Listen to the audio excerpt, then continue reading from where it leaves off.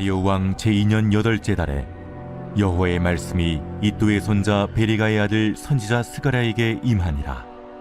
이르시되 여호와가 너희의 조상들에게 심히 진노하였느니라. 그러므로 너는 그들에게 말하기를 만군의 여호와께서 이처럼 이르시되 너희는 내게로 돌아오라. 만군의 여호와의 말이니라. 그리하면 내가 너희에게로 돌아가니라.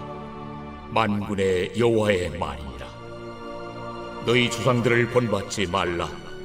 옛적 선지자들이 그들에게 외쳐 이르되 만군의 여호와께서 이같이 말씀하시기를 너희가 악한 길 악한 행위를 떠나서 돌아오라 하셨다 하나 그들이 듣지 아니하고 내게 귀를 기울이지 아니하였느니라. 너희 조상들이 어디 있느냐? 또 선지자들이 영원히 살겠느냐? 내가 나의 종 선지자들에게 명령한 내 말과 내 복도들이 어찌 너희 조상들에게 임하지 아니하였느냐? 그러므로 그들이 돌이켜 이르기를 만군의 여호와께서 우리의 길대로 우리 행위대로 우리에게 행하시려고 뜻하신 것을 우리에게 행하셨도다 하였느니라. 할렐루야. 오늘 말씀 묵상에 함께 하신 여러분 모두를 주님의 이름으로 환영하고 축복합니다. 오늘 하루도 말씀에 의지하여 승리하시기 바랍니다. 오늘부터 스가랴 말씀을 함께 나누게 됩니다. 스가랴 선지자는 이스라엘 백성의 1차 포로 귀환 후 예루살렘 성전 건축이 16년 정도 지연되고 있었던 때에 하나님의 말씀을 전한 선지자입니다. 스가랴 예언의 말씀의 의미가 무엇인지 이해하기 위해서는요, 당시 시대적 상황과 배경을 어느 정도 이해할 수 있어야겠는데요. 오늘 보면 1절에 보니까 이 예언이 기록된 정확한 시점을 알려주고 있습니다. 1절입니다. 다리오 왕 제2년 8째 달에 여호와의 말씀이 이도의 손자 베레갸의 아들 선지자 스가랴에게 임하니라. 이르시되, 다리오 왕 2년 8째 달이라고 했습니다.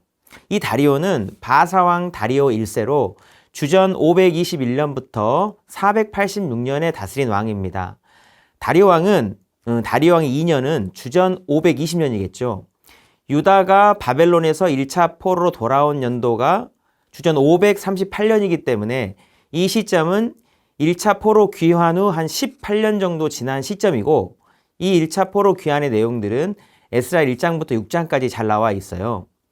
오늘부터 스가랴서를 얼마간 쭉 묵상할 텐데, 이 스가랴서의 이해를 돕기 위해서 1, 2, 3차 포로에 대해서 간단하게 정리해 보겠습니다. 바벨론 포로로 잡혀간 남유다는 3번에 걸쳐서 포로 귀환을 합니다. 1차 포로 귀환은 주전 538년입니다. 총독 스룹바벨이 중심이 되었고, 이는 에스라 1장부터 6장에 기록되어 있습니다. 2차 포로 귀환은 1차로부터 한 80년 정도 뒤인 주전 458년에 일어났습니다. 여기는 에스라가 중심이 되었고, 에스라 7장부터 10장에 기록되어 있습니다. 3차 포로 귀환은 14년 뒤인 주전 444년에 있었습니다. 느헤미야가 중심이 되었고, 이 내용은 느헤미야 전체에 기록되어 있습니다. 에스라 1장부터 6장에 기록된 1차 포로 귀환의 핵심 내용은요, 유다 백성이 포로 귀환을 해서 예루살렘 성전을 재건했다는 겁니다. 유다가 포로로 잡혀갈 때 성전은 다 파괴됐지만 하나님을 예배하는 공동체인 유다에게 성전은 너무도 중요했기 때문에 포로 귀환 후 얼마 안 되어 이 성전 건축을 시작한 거예요. 주전 538년에 포로 귀환을 하고 2년 뒤인 536년쯤 성전 건축을 시작합니다. 그런데 이 성전 건축을 방해하는 세력들이 있어서 성전 재건이 16년 정도 중단이 되게 됩니다. 이 내용이 에스라 3장, 4장에 나오는데, 참고를 위해서 에스라 그 3장, 4장 끝절인 4장 24절 말씀을 제가 읽어드리겠습니다. 이에 예루살렘에서 하나님의 성전 공사가 바사왕 다리오 제2년까지 중단되니라.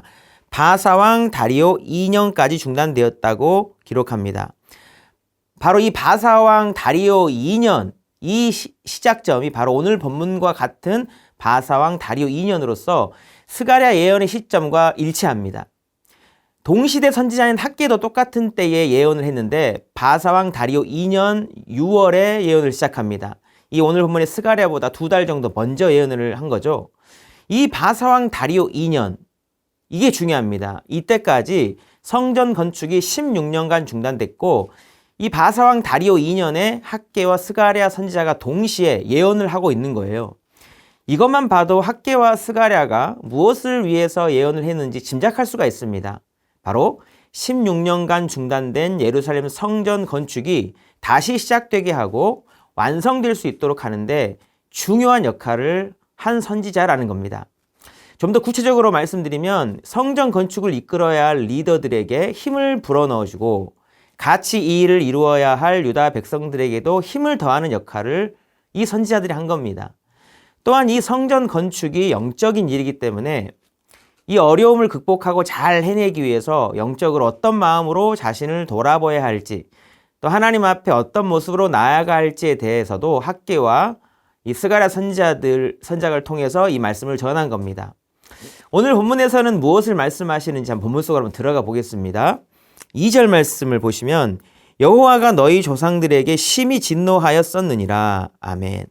말씀을 시작하면서 하는 첫 마디가 하나님께서 조상들에게 진노하였다는 말입니다.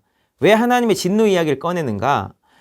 이스라엘 백성의 지금의 이 상황이 하나님의 진노 때문에 있었던 일이기 때문에 그렇습니다.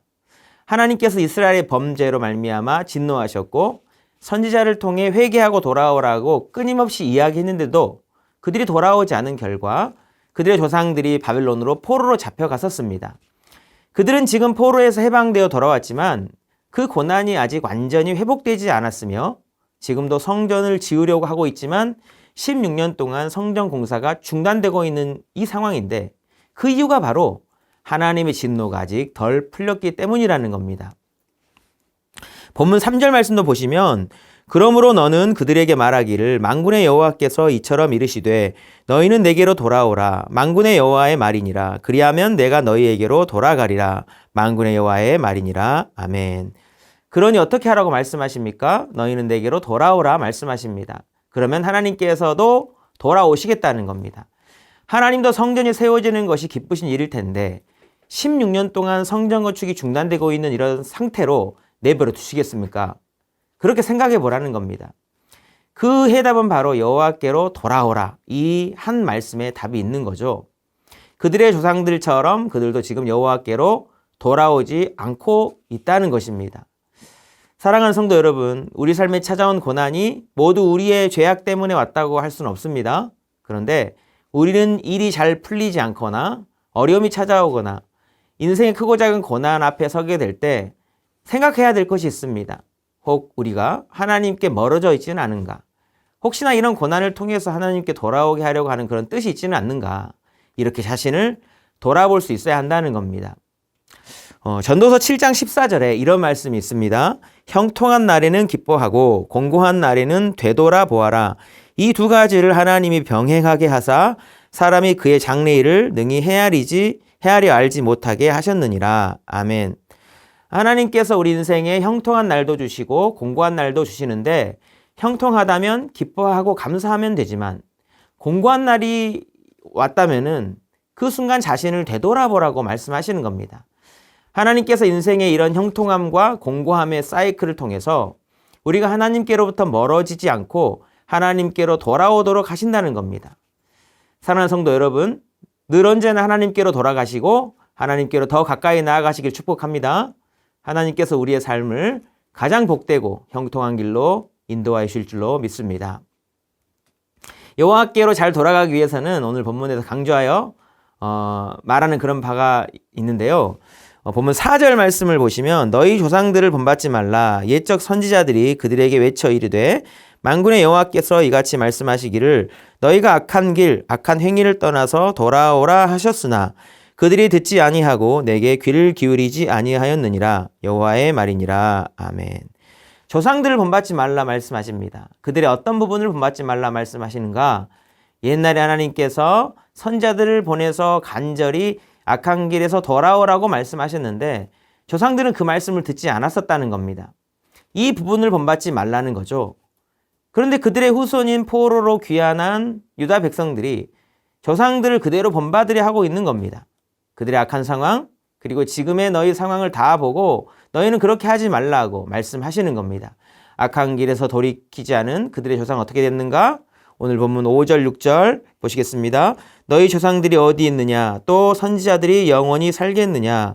내가 나의 종 선지자들에게 명령한 내 말과 내 법도들이 어찌 너희 조상들에게 임하지 아니하였느냐?